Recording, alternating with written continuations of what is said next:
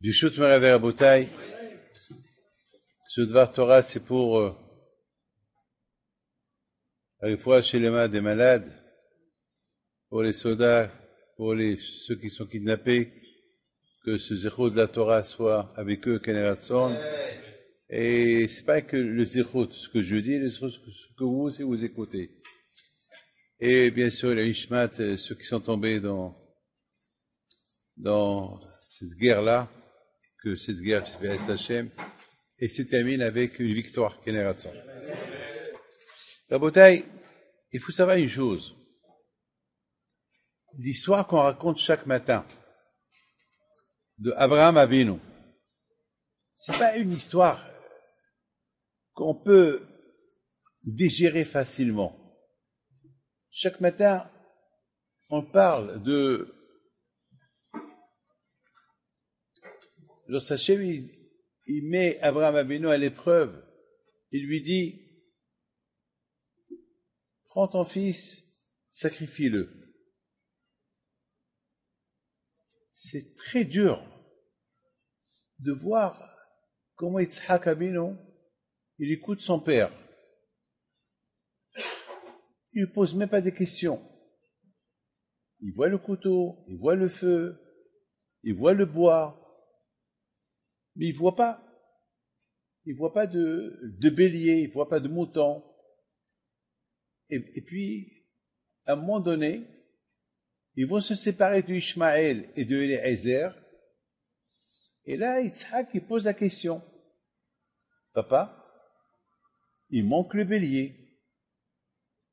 Ve'aye assez le'ola. Et son père, avec une phrase, il lui dit, il n'y a pas de bélier, il n'y a pas de mouton, il n'y a pas de veau, pas de vache, il n'y a pas de taureau. C'est toi. C'est toi. C'est toi. On devait attendre une réaction de Yitzhak Avinu. Il aurait pu dire à son père, papa, quoi? Moi? On voit qu'il n'y a pas eu de réaction. Ils sont partis les deux ensemble.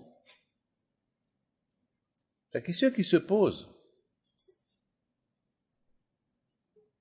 comment Yitzhak, il n'a pas posé de question? Quand même. Il demande à son père, papa, tu es sûr que c'est ce que tu veux faire? Papa, tu sais que c'est interdit de tuer un homme. Tu ne peux pas égorger un homme. C'est écrit, c'est un crime. Tu dis, c'est Hachem qui te l'a dit. Papa, tu es sûr que c'est Hachem qui te l'a dit? C'est pas... Est-ce que... Shalom, tu fais pas une bêtise. Non. On n'a pas vu que Yitzhak Avinu, il a mis les paroles de son père en doute. Asri Khalila. Et Abraham Avinu, il cherche pas à discuter avec son fils. Et les deux, ils arrivent à l'endroit où ils doivent sacrifier, faire le sacrifice. Et Abraham, il construit l'autel de sacrifice. Yitzhak était là. Je ne sais pas si Yitzhak il a aidé son père ou pas.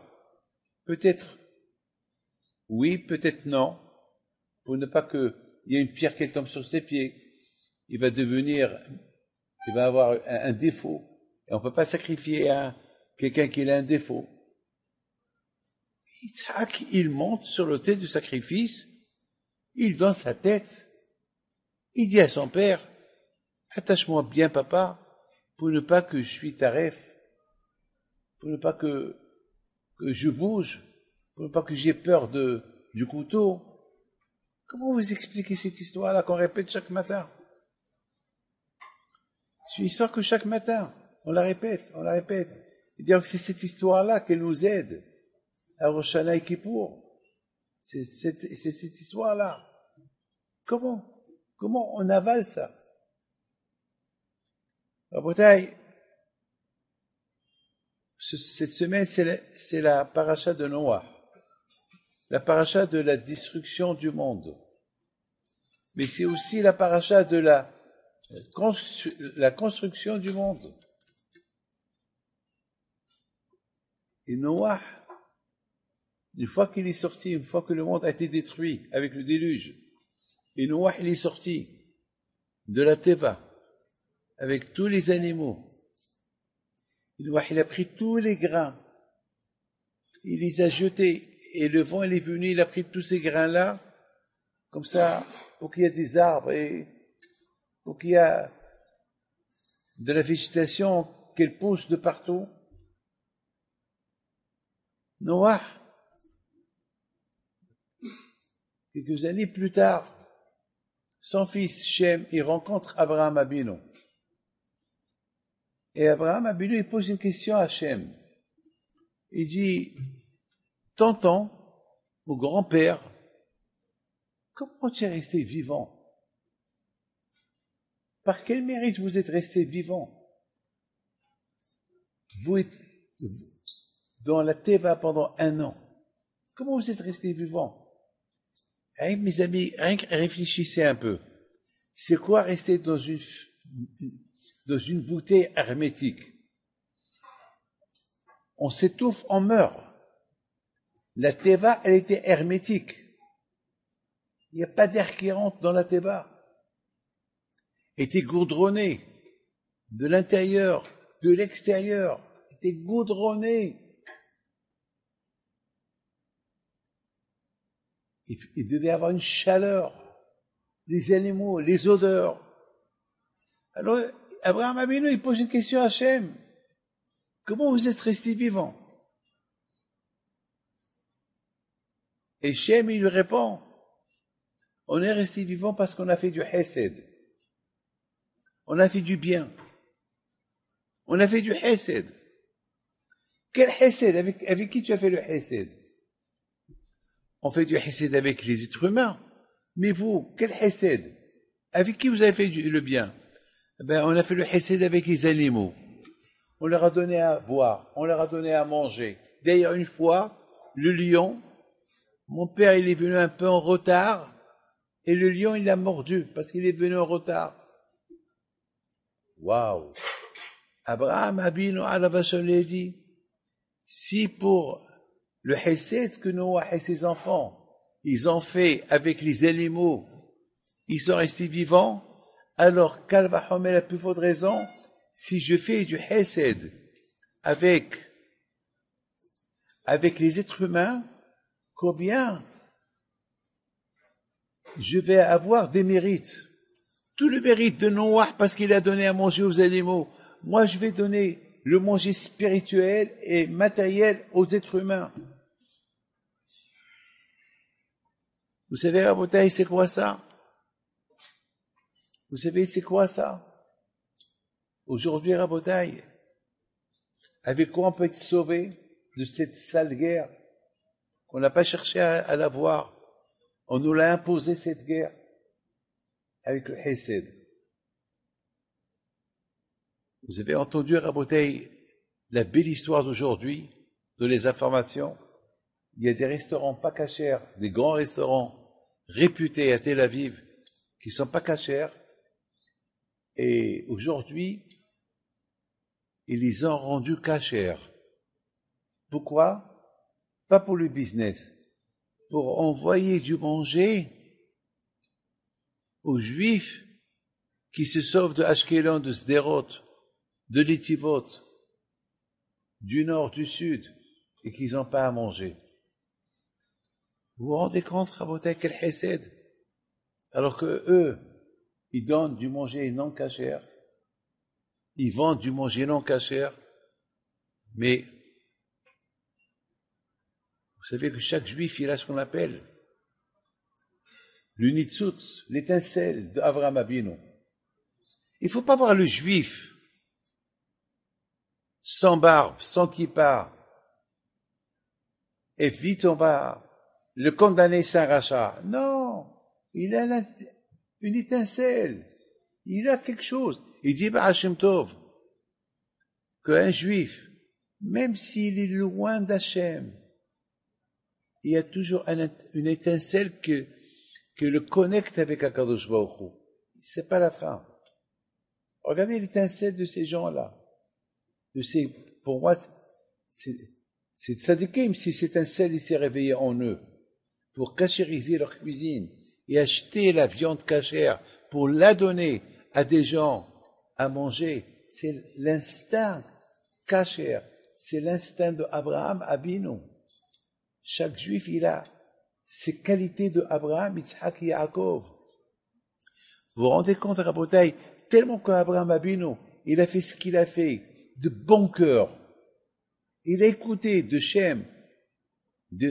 C'est grâce aux animaux qu'on est vivants. Alors Abraham Abinu a dit, si eux ils sont restés vivants grâce à Abraham Abinu, moi, je veux faire du bien. S'ils sont restés vivants grâce au manger qu'ils ont donné aux animaux, alors moi je vais donner à manger aux êtres humains. Le manger spirituel, le manger matériel. Rabotai, ça ce que Yitzhak Abinu, il a vu. C'est ça ce qu'il a vécu. Yitzhak Abinu, alayhi shalom, il a vu comment son père, il s'occupait que des autres. Il risquait sa vie pour les autres. Qui peut aller faire la guerre contre 4 rois pour sauver Lot? Et ça, Yitzhak Abinu, il n'avait pas besoin qu'on lui raconte. Il voit comment son père, qu'il est vieux, comment il se comporte, comment il veut diffuser le nom d'Hachem, partout. Rabotai, celui qui fait du Hesed, Olam Hesed Libané, le Hesed. Ma sœur, sa petite fille, elle habite dans un des kibbutzim qui ont été attaqués le Shabbat. Et sa petite fille, elle est mariée, elle a un enfant. Elle a vu ce que les terroristes ils ont fait. Elle s'est cachée dans une armoire. Le miracle est, ils sont restés là-bas les terroristes pendant 3 heures. 3 heures, ils tuent, ils violent. 3 heures, ils ont fait ce qu'ils ont voulu faire. Et Baruch Hashem, grâce à Dieu, il y a eu un miracle. Le bébé n'a pas pleuré, 3 heures. Il aurait pleuré, il aurait attiré l'attention des terroristes. Bien sûr, c'est une jolie femme. Qui sait ce qu'ils auraient pu faire? Mais ma sœur, elle ajoute une phrase. Que avant Simchat Torah, le jeudi, elle est partie à Miron. Elle est partie à Rabbi Shimon Bar Yochai pèleriner. Elle a prié que pour sa petite fille. Bizarre. Alors qu'elle a des enfants, elle a prié que pour sa petite fille. Il y a un garçon qui vient chez ma sœur. Il lui dit, je suis orphelin, Aliyatom, Tzedaka. Alors ma sœur lui dit, il lui a donné, demande à d'autres. Non, je veux que de toi. Peut-être c'est à cause de ce Hesed qu'elle a été sauvée. Sa petite fille, Sarit. La bouteille, l'histoire de Abraham Abinu, on doit la raconter tout le temps. Parce que de cette histoire-là, on apprend, si on veut que nos enfants ils suivent le chemin de la Torah, il faut que nous et les parents soient exemplaires. Il faut que nos enfants ils nous voient le hesed qu'on fait, combien on se prive pour les autres, et combien on doit répéter cette histoire. Vous savez, c'est ça l'histoire qu'on rappelle à Rosh Hashanah à Kadosh Baruch Hu. Alors pourquoi on rappelle cette histoire à Kadosh Baruch Hu? C'est parce qu'on veut lancer un message à Hachem. Hachem, nous aussi, on suit l'exemple. Baruch Hashem, regardez, Rabotai, Am Israël, combien de chassidité. Regardez combien, Baruch Hashem, du matin au soir, regardez, Teit Katan, regardez, pour les soldats, vous vous rendez compte, le nitzut juive, l'étincelle juive, qui se réveille tout le temps en nous, l'étincelle juive, celui qui est juif, il dit Shlomo Ameler, Ani Shena Vili Be'er. Beaucoup de fois, ça peut arriver qu'on est endormi avec comment ça s'appelle, avec le matériel et les vacances. On est endormi, on est loin de la Torah. Mais Vili Be'er, vous savez, lorsque quelqu'un il dort, il n'est pas mort. Il dort, mais il n'est pas mort. Il dort, mais il ressemble à un mort, parce que il dort. Mais le cœur, il est vivant. Le cerveau, il est vivant. Mais quand est-ce que la personne, elle est morte? Lorsque le cœur, il s'arrête, et le cerveau s'arrête. Ali, Shena, Veli, Be'er. Je dors, mais mon cœur, il est vivant. C'est comme ça, mes amis. Un homme, il peut être loin d'Hachem, mais son cœur, l'instinct, il est vivant. Il a un instinct en lui, il a une étincelle de Abraham, de Yitzhak, de Yaakov, de Moshe, de Akadosh Baruch Hu qu'elle est en nous. Et au moment voulu, elle s'allume, elle se réveille, elle s'allume. Peut-être c'est ça, Rabotai, ce que Hachem il est en train de nous faire. Il me réveille. Il faut se réveiller, on se réveille. Il faut que chacun de nous, il se renforce. Il faut se renforcer. Il faut toujours se rappeler de Abraham, de Abraham Abino. Grâce à quoi Abraham Abino? Comment Abraham Abino est devenu Abraham Abino? Il n'est pas devenu Abraham Abino comme ça. Non. C'est parce qu'il écoutait une histoire. Il a demandé à Shem, et comment tu es vivant? Comment tu n'es pas mort? Comment tu es vivant? Mais je ne comprends pas, toi et tes frères, et ton père et ta mère, comment ça se fait que vous êtes vivants? Vous avez résisté, resté vivant dans la Teva, dans l'arche. Et c'était quoi la réponse?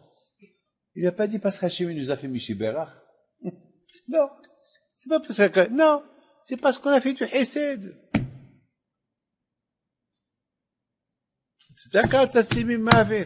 On a fait du Hesed. Avec qui tu as fait du Hesed? On a fait du Hesed avec les animaux. Aïe, aïe, aïe. Dommage que vous n'avez pas fait le Hesed avec les hommes. Alors moi, je vais faire le Hesed avec les hommes. Lorsqu'on fait du Hesed avec les hommes, on leur montre le chemin de Akadosh Baruch Hu. On leur montre le chemin de Akadosh Baruch Hu.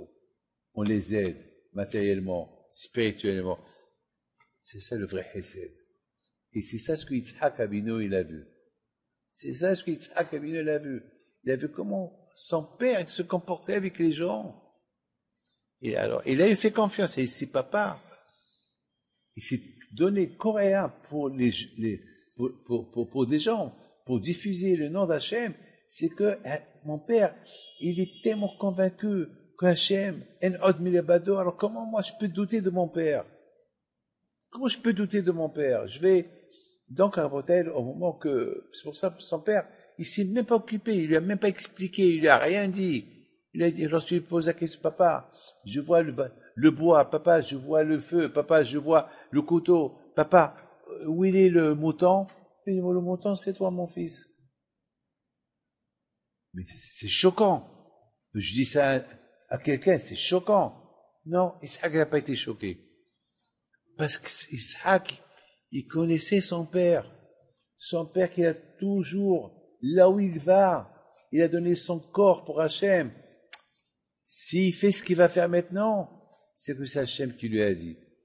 Et moi, je suis entre ses mains, c'est tout. Entre les mains de Akadosh Baruch Hu. Mes amis, je voudrais terminer avec une phrase. Mais j'ai pas vu la réponse. Tout à l'heure, j'étais en train de lire un livre, et là-bas, il a posé une belle question. Il a dit, j'ai pas compris, comme ça, c'est un grand arabe.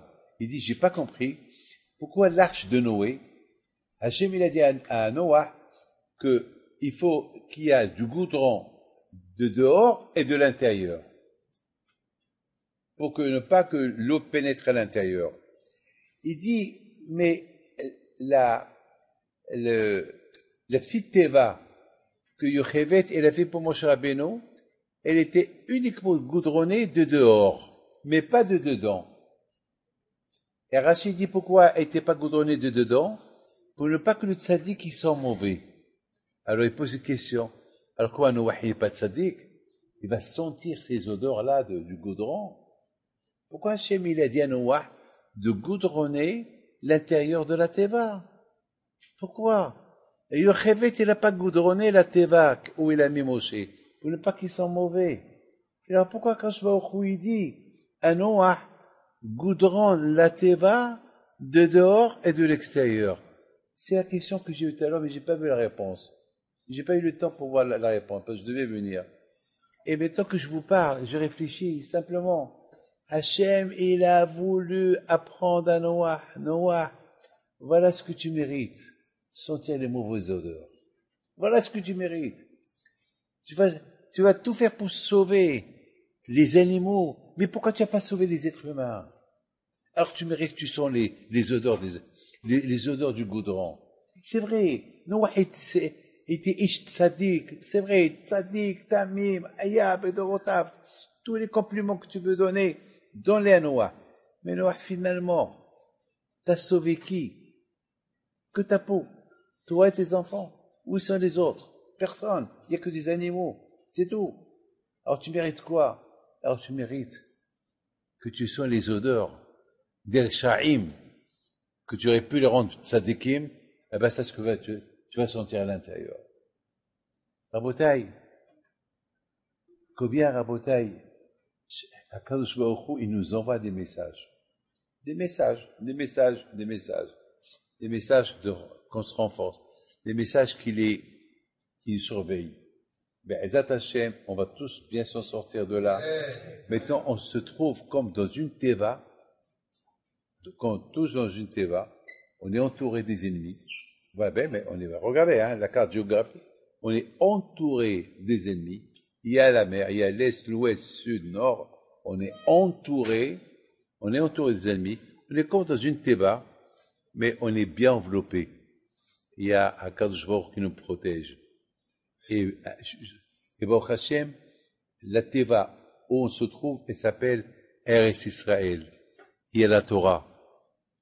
Donc, elles sont bonnes, et de l'intérieur et de l'extérieur. Il y a la Torah à l'intérieur, il y a les Avot HaKadoshim, et de l'extérieur aussi. Ene Hashem el haaretz, merishit hashana ve'ad sof hashana. Les Shoah, ils sont derrière nous. Maintenant, on approche la Géoula. Maintenant, rien qu'on est vers l'avance, vers Hashem, il n'y a pas de recul, il n'y a rien, il n'y a pas où reculer, il n'y a pas où partir. Be'ezat Hashem, on verra notre délivrance. B'meira bi'amenu. Amen.